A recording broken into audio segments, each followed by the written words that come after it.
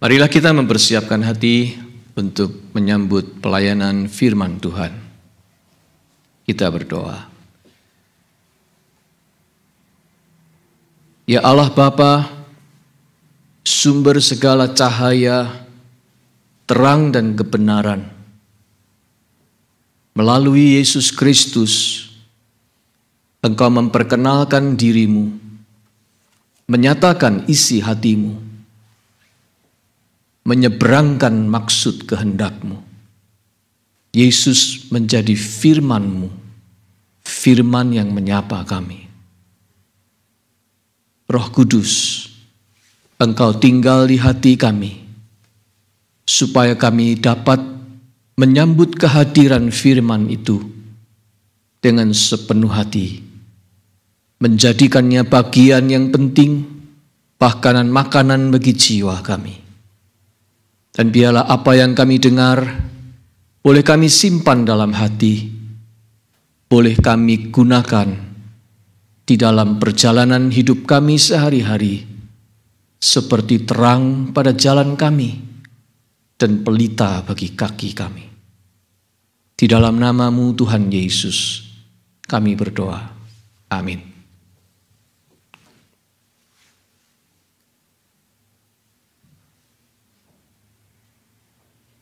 Saudara sekalian, pada hari ini kita memasuki bulan yang baru, bulan Mei. Itu sebabnya tema ibadah kita juga berganti selama bulan Mei dan bulan Juni. Dengan bacaan leksionari, kita akan mengikuti tema Sabda dan Doa Yesus bagi kita. Hari ini kita merenungkan yang pertama dari rangkaian tema itu. Tebarkanlah jalamu di sebelah kanan. Kita membaca Yohanes 21 ayat 1 hingga 14. Saya undang jemaat untuk bangkit berdiri selama pembacaan ini.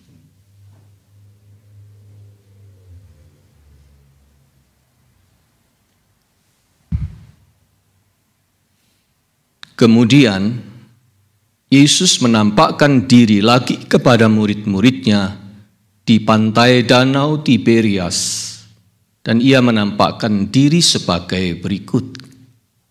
Di pantai itu berkumpul Simon Petrus, Thomas yang disebut Didimus, Nathanael dari Kana yang di Galilea, anak-anak Zebedius, dan 2 orang muridnya yang lain. Kata Simon Petrus kepada mereka, "Aku pergi menangkap ikan."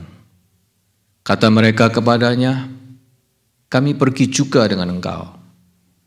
Mereka berangkat lalu naik ke perahu, tetapi malam itu mereka tidak menangkap apa-apa.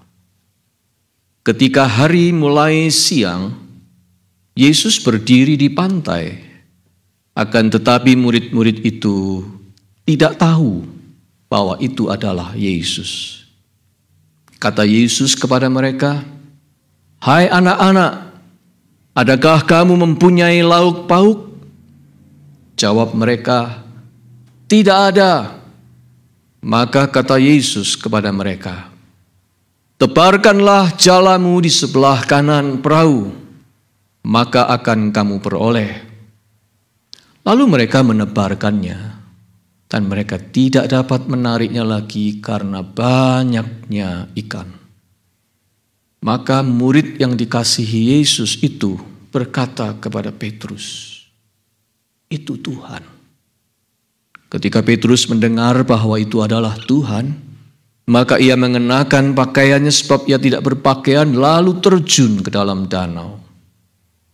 Murid-murid yang lain datang dengan perahu, karena mereka tidak jauh dari darat, hanya kira-kira 200 hasta saja, dan mereka menghela jala yang penuh ikan itu. Ketika mereka tiba di darat, mereka melihat api arang dan di atasnya ikan dan roti. Kata Yesus kepada mereka, "Bawalah beberapa ikan yang baru kamu tangkap itu." Simon Petrus naik ke perahu, lalu menghela jala itu ke darat penuh ikan-ikan besar, 153 ekor banyaknya. Dan sungguh pun sebanyak itu, jala itu tidak koyak. Kata Yesus kepada mereka, marilah dan sarapanlah. Tidak ada di antara murid-murid itu yang berani bertanya kepadanya, siapakah engkau? Sebab mereka tahu bahwa ia adalah Tuhan. Yesus maju ke depan, mengambil roti dan memberikannya kepada mereka. Demikian juga ikan itu. Itulah ketiga kalinya Yesus menampakkan diri kepada murid-muridnya sesudah ia bangkit dari antara orang mati. Demikianlah pembacaan Alkitab. Berbahagia kita yang mendengar firman Allah dan memeliharanya. Haleluya.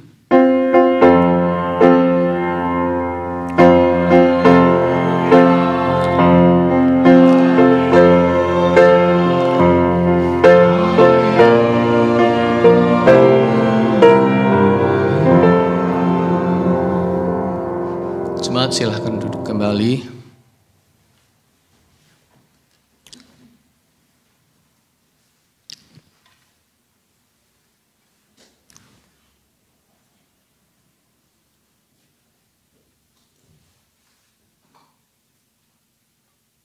Akan tetapi, murid-murid itu tidak tahu bahwa itu adalah Yesus. Ayat 4. Ada 7 orang murid di tepi danau Tiberias atau danau Galilea. Dan ketujuh murid itu tidak tahu bahwa itu Yesus. Pastor Eugene Peterson menerjemahkan, they didn't recognize him. They didn't recognize him. Mereka tidak mengenali dia. Bagaimana bisa? Bagaimana mereka bisa tidak mengenali Yesus? Oke, mari kita catat dulu fakta-faktanya pada saat itu. Yang pertama, mereka sudah tahu pada saat itu bahwa Yesus sudah bangkit.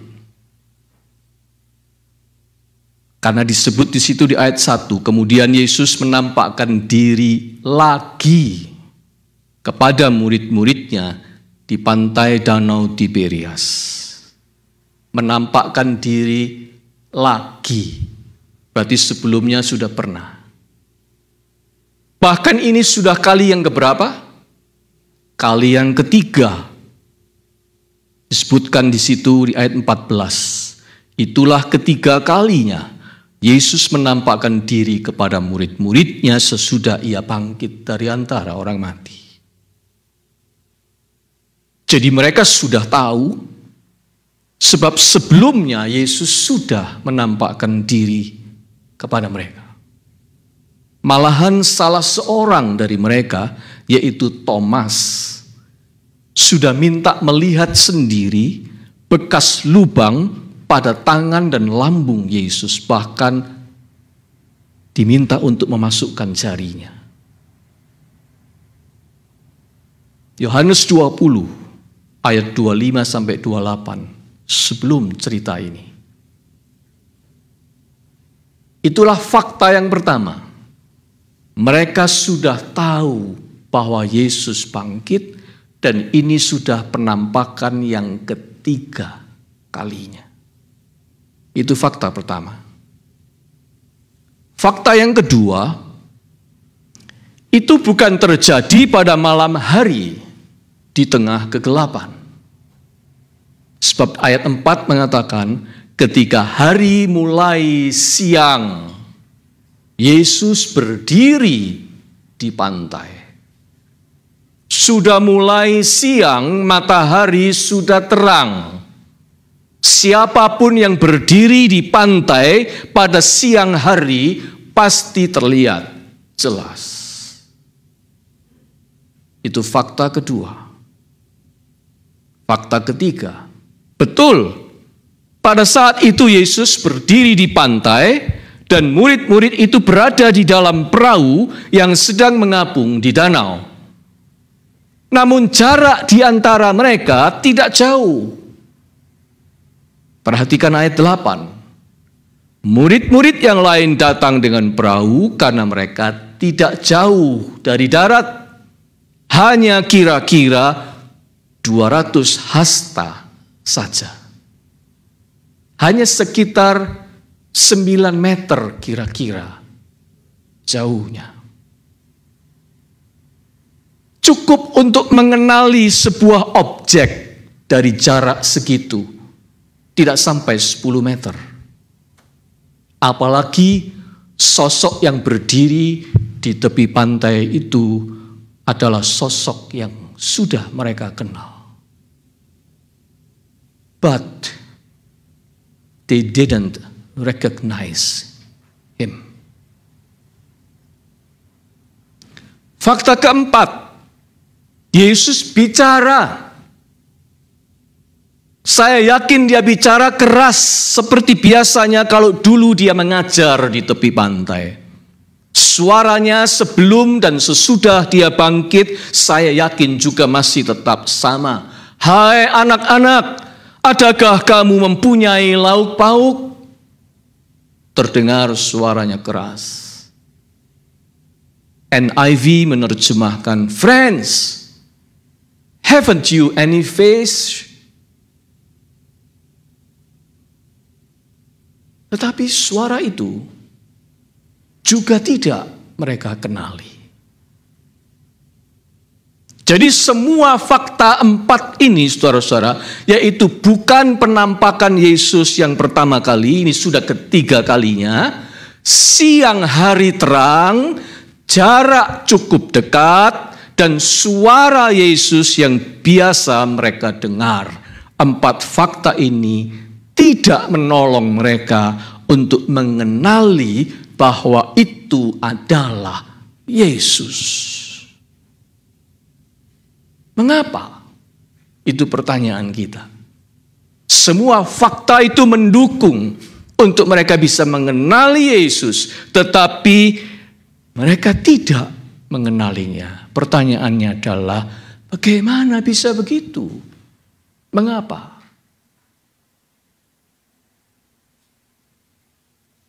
Saudara-saudara, sebab sekalipun mereka berada di situ, tetapi pikiran mereka melayang entah kemana. Mereka masih belum lepas dari syok akibat kejadian yang menimpa gurunya itu. Mereka masih seperti anak-anak ayam yang kehilangan induknya. Mereka berkumpul di pantai, mereka berlayar pergi hendak menangkap ikan. Itu membuat mereka bergerak, beraktivitas. Itu membuat mereka kembali kepada rutinitas, yaitu pergi menangkap ikan. Tetapi atensi mereka, perhatian mereka tidak sepenuhnya di situ. Mereka juga tidak tahu intensinya, tujuannya apa mereka melakukan itu. Blank.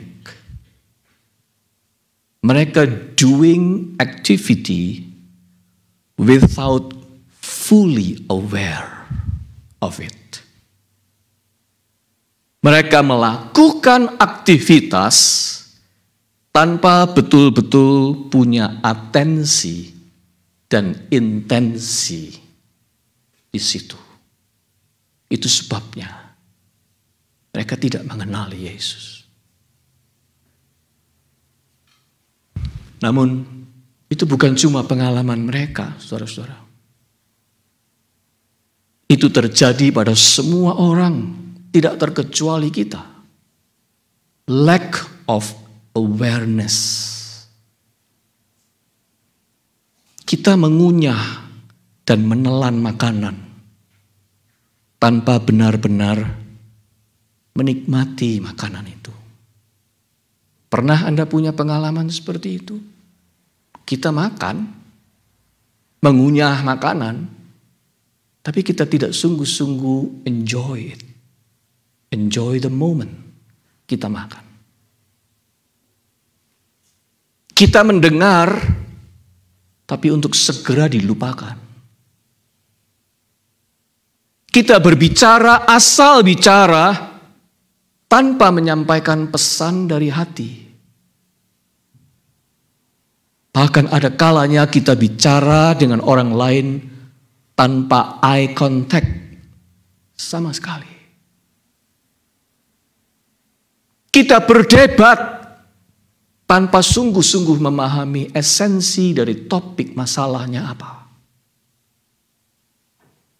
Kita berkomunikasi, tapi tanpa berdialog dari hati ke hati. Bisa. Itulah kita. Ucapan yang dilontarkan itu bisa sekenanya, tanpa menyadari dampaknya bagi harga diri dan bagi perasaan orang lain. Saya sering mendengar orang bicara seperti itu. Asal ngomong. Tidak sadar ucapannya itu bisa menghancurkan harga diri dan merusak perasaan dan suasana hati orang. Bicara, tetapi tidak sungguh-sungguh berbicara dari hati. Paul Simon menulis lirik yang bagus di dalam lagunya yang terkenal, The Sound of Silence. I saw 10,000 people, maybe more. People talking without speaking. People hearing without listening. People writing songs that voices never shared. Dia mengamati itulah kehidupan masyarakat modern ini. Orang bisa speaking, bisa talking without speaking. Orang bisa hearing without listening. Bisa writing songs that voices never shared. Kok bisa ya? Bisa. Apalagi di dunia yang serba sibuk, serba gerak cepat ini. Orang dipacu untuk terus bergerak dengan cepat dari satu stasiun ke stasiun berikutnya, dari satu tugas ke tugas berikutnya, dari satu percakapan ke percakapan berikutnya, dari satu kecemasan ke kecemasan berikutnya. Hidup ini terus flowing seperti itu. Akibatnya, tanpa sadar, orang menerapkan hidup yang dangkal. Yang penting permukaannya, surface-nya. Orang sibuk dengan polesan, penampilan. Zaman sekarang tidak pernah sedahsyat sekarang. Orang begitu peduli dengan surface, permukaan. Sosial media kita itu dipenuhi dengan aksi pamer, flexing, dan tipuan pandangan. Sebab semuanya hanya polesan permukaan. Artificial intelligence yang adalah temuan teknologi yang cerdas itu dipakai oleh orang kebanyakan untuk sibuk memalsukan realita, memanipulate sesuatu fakta dengan artificial intelligence. Anda lihat energi, waktu, uang, dan perhatian manusia dipakai, disedot untuk melayani semua yang bersifat permukaan, surface. Hidup ini menjadi dangkal sekali. Itulah sebabnya, lama-kelamaan kita akan kehilangan yang namanya mindfulness. Kita akan kehilangan yang namanya mindfulness. Terhadap segalanya kita menjadi kurang atau tidak pay attention. Kita melakukan sesuatu tetapi not truly intentional. Kita tidak care enough. Kita tidak mindful. Banyak yang luput dari perhatian kita. Banyak miss-nya kita ini terhadap hal-hal yang sebenarnya penting dalam hidup. Kita miss itu semua. Kita kehilangan mindfulness. Apa itu to be mindful? To be mindful is to live each moment with attention and intention. To live each moment with attention and intention. Dan itulah yang banyak hilang sekarang ini. Mindfulness. Yesus adalah teladan yang terbaik. Hidup yang mindful. Perhatikan. Dia tidak pernah terlihat buru-buru, rushed. Bahkan ketika pekerjaannya banyak dan ketika berada di tengah kerumunan orang banyak, dia tetap notice ada seorang perempuan menjamah ujung jubahnya. Seorang wanita yang sakit perdarahan. Dia noleh. Siapa yang pegang jubahku? Padahal di tengah kerumunan orang banyak dan dia ditunggu oleh banyak pekerjaan. Tetapi dia tetap notice ada orang membutuhkan dia.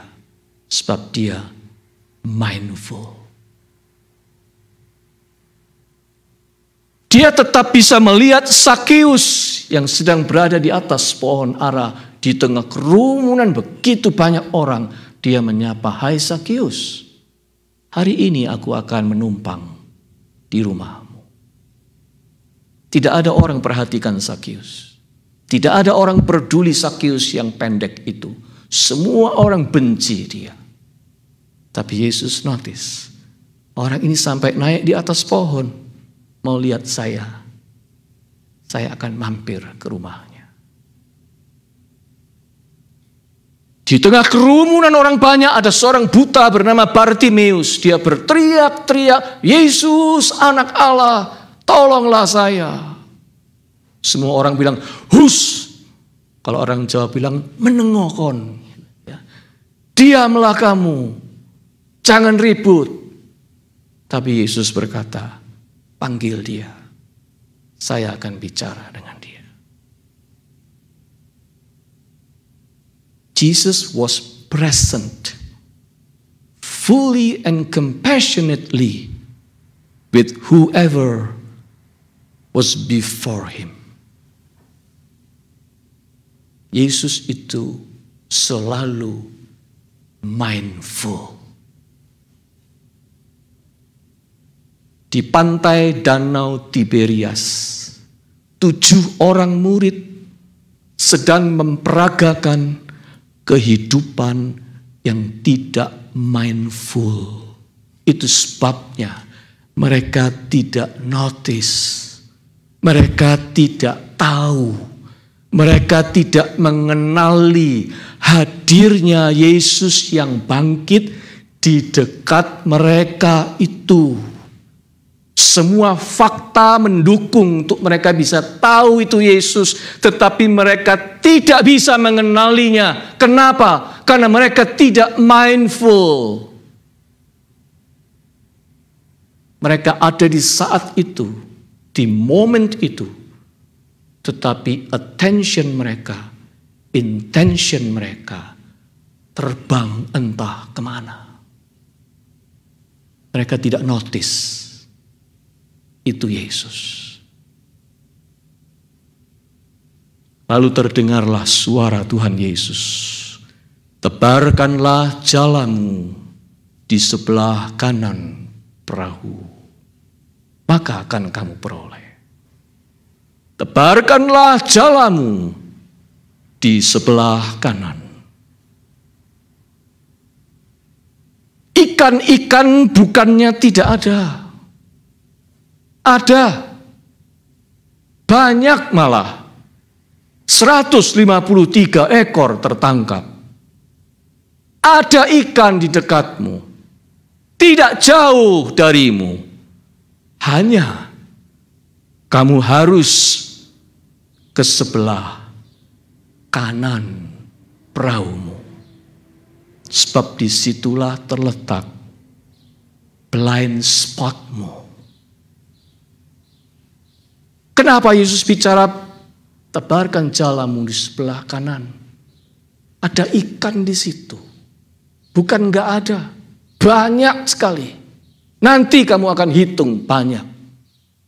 Tapi kamu harus tebarkan jalamu ke sebelah kanan. Sebab di sebelah kanan itu terletak blind spot kalian. Saudara-saudara, kita tahu blind spot itu bukan area yang jauh dari kita. Betul? Kalau Anda driving, blind spotmu ada di mana? Dekat sekali. Itu sebabnya Anda harus noleh begini. Tapi ini ada di area sini, dekat. Blind spot tidak pernah jauh. Blind spot itu area yang dekat sekali. Tetapi kita buta akan area itu.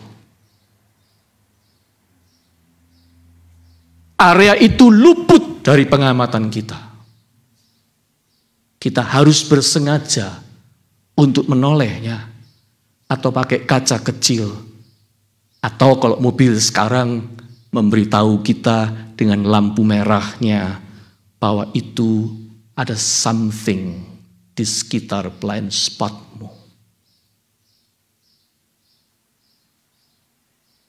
Mindfulness itu harus dibangun justru dari sini. Dari dekat. Dari orang-orang dan dari hal-hal yang terdekat dengan kita. Kita harus belajar hidup lebih mindful. Kalau Anda bernafas, bernafaslah dengan teduh untuk menghayati. Inilah hidup. Saya menarik nafas. Saya menghela nafas. Saya mau be present.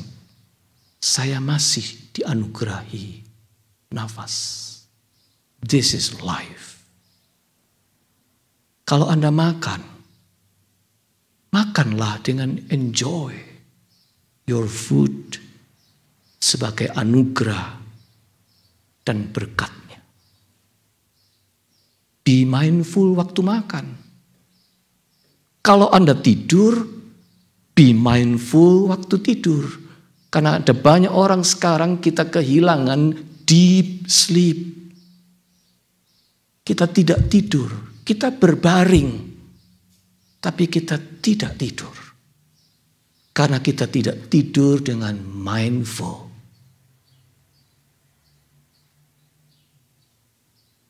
Mindfulness harus dibangun dari yang dekat. supaya itu tidak menjadi blind spot kita. Kita harus waspada dan bijaksana menggunakan gadget kita. Karena apa? Betul kata orang, gadget kita itu mendekatkan orang-orang yang jauh dari kita. Betul? Yang jauh bisa dekat karena gadget. Tapi serentak pada saat yang sama, gadget ini menjauhkan orang-orang yang dekat dengan kita. Karena semua orang sibuk dengan gadgetnya sendiri. Sehingga perhatiannya kepada orang-orang yang ada di dekat dan sekitarnya lenyap. Menjadi blind spot.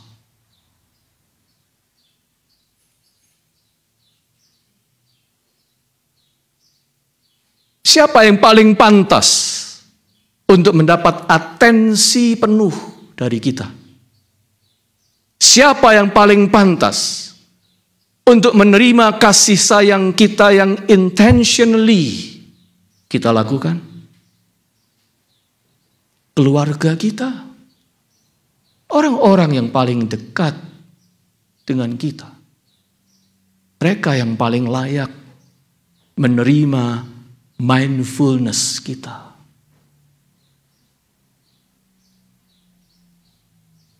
Jangan sampai mereka justru menjadi sisi kanan yang luput dari perhatian, alias blind spot kita. Ada orang pintar public speaking, bicara pada siapapun menarik, tapi di rumah dia tidak pernah bicara dengan istrinya sendiri. Blind spotnya. Aneh. Tapi itulah nyata. Dalam hidup ini ada banyak blind spot karena orang tidak mindful terhadap yang pantas menerimanya. Be mindful memang harus kita latih.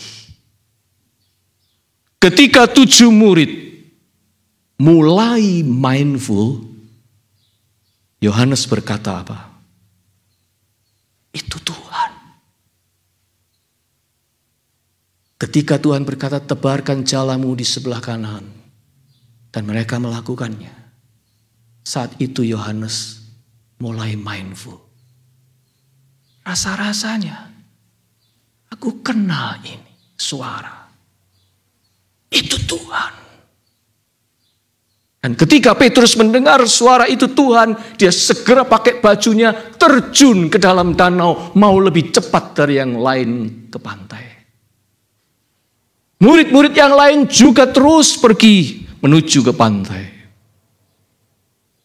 Menarik jalannya ke darat penuh dengan ikan.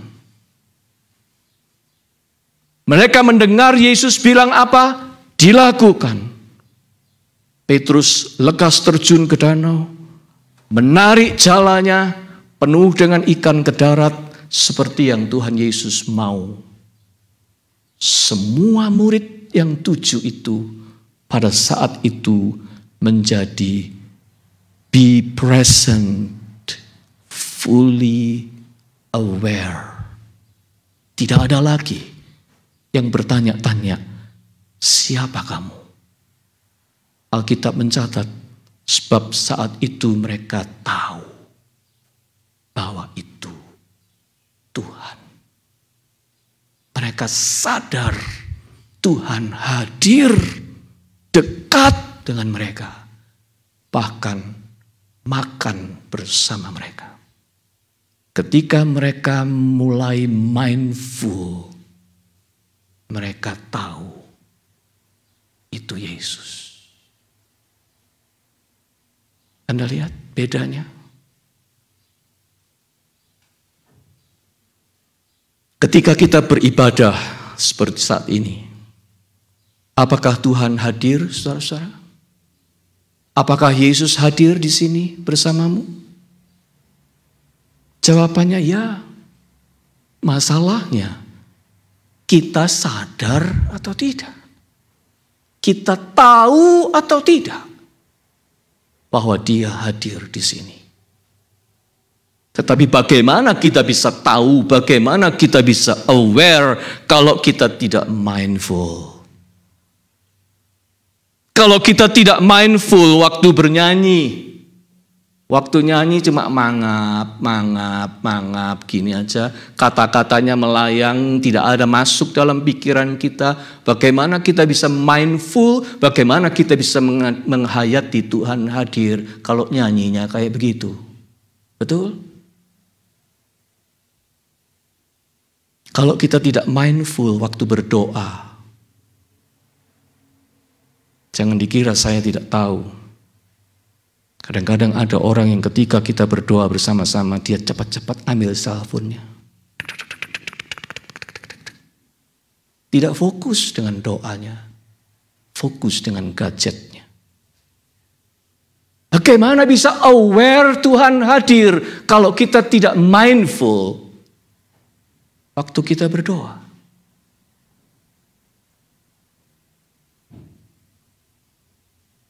Waktu firman Tuhan diberitakan, apakah kita mindful? Ada banyak orang ketika firman Tuhan diberitakan, itu saatnya untuk melamun. Saatnya untuk tidak fokus.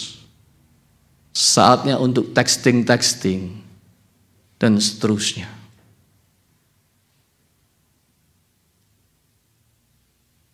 Kelihatannya saudara, ada orang yang satu hari pergi ke gereja, hari Minggu bisa pergi ke gereja 3 kali.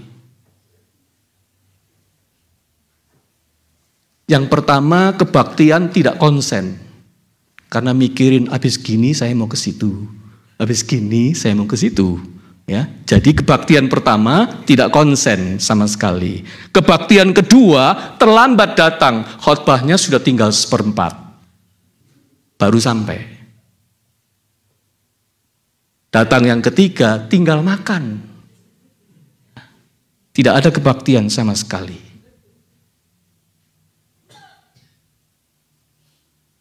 Tidak ada satu pun dari 3 itu yang mindful. Sekalipun 3 kali datang ke gereja, tetapi tidak mengenali bahwa Tuhan hadir. Karena apa? Karena ketiga-tiganya blank. Tapi kalau ditanya bangga, berapa kali ke gereja? 3 kali, Pak. Hari Minggu 3 kali saya pergi ke gereja. Ya. Tapi kalau tidak mindful, untuk apa? Lebih baik kau pergi 1 kali, tetapi kau mindful di situ dan menghayati Tuhan itu hadir. Ada sebuah kutipan bagus dari sebuah khotbah dalam bahasa Inggris, demikian bunyinya.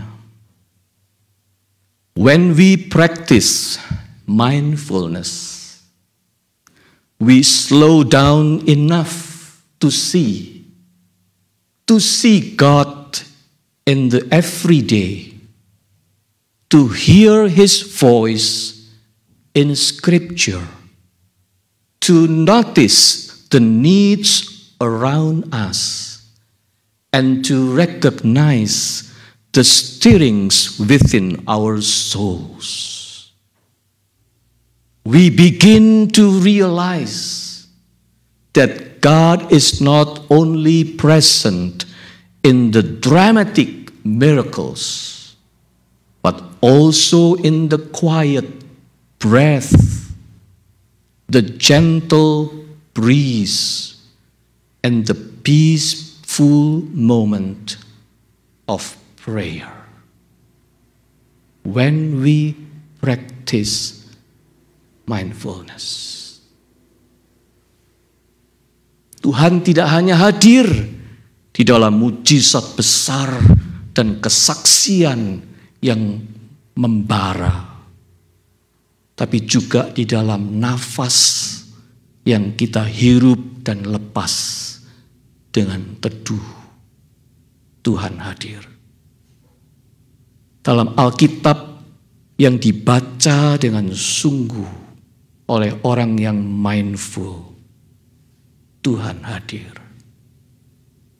Di dalam bunyi angin sepoi-sepoi basah yang menyentuh kulit wajah kita, Tuhan hadir.